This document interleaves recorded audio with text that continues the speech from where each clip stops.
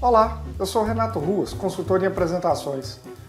Continuando com os vídeos para discutir algumas dicas sobre apresentação, hoje eu vou responder uma pergunta que eu recebi pelo LinkedIn.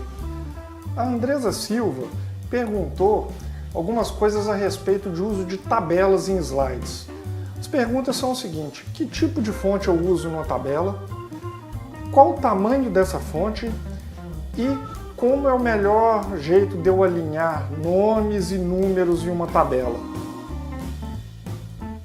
Sobre o tipo de fonte, normalmente isso já está amarrado no padrão que a sua empresa tem de identidade visual. E é muito importante você respeitar esse padrão, porque é a mensagem da sua empresa que você está passando para frente.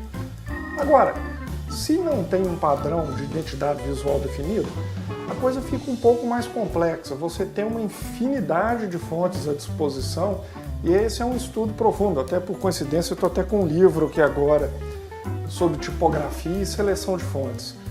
E até o meu treinamento Apresentações Eficientes tem uma parte razoável, assim, bem longa, dedicada a isso, porque, como eu falei, é um assunto complexo. Já que é complexo, a minha dica é: simplifica, não inventa muita moda. Use fontes mais simples que não vai causar muita dificuldade para a leitura. Por exemplo, aquelas fontes chamadas decorativas, fontes cheias de efeitos, fontes que imitam a letra, fontes cursivas. Isso aí não fica legal porque elas são ruins de ler, funcionam bem em slide com pouca informação, slides mais criativos.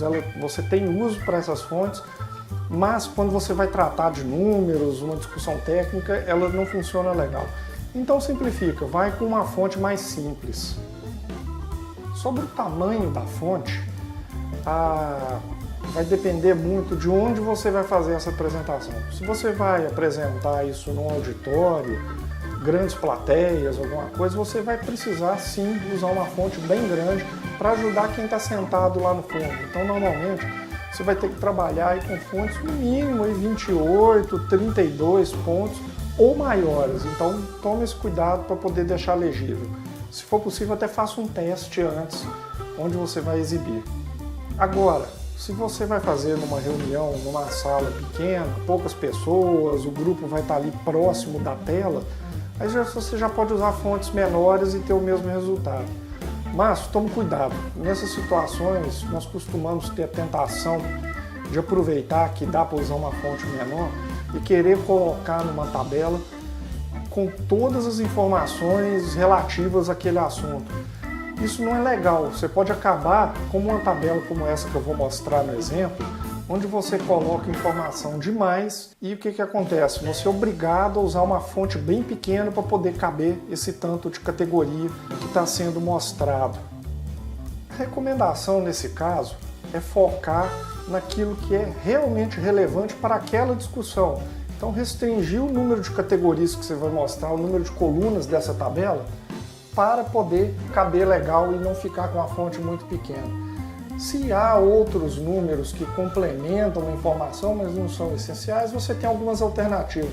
Por exemplo, você pode entregar um material impresso para os participantes da reunião e avisar, ou tem outros números aí complementando, quem quiser analisar, tá aí os números.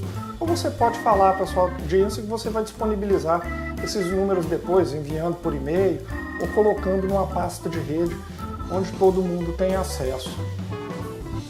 E finalmente, a última pergunta sobre alinhamento de nomes e números numa tabela. A dica é bastante simples. Em primeiro lugar, fuja do centralizado.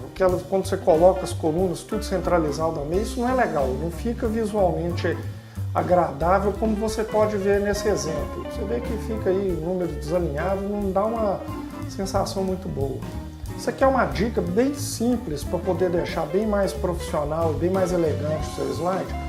Alinhe os nomes e as categorias à esquerda e números sempre alinhados à direita.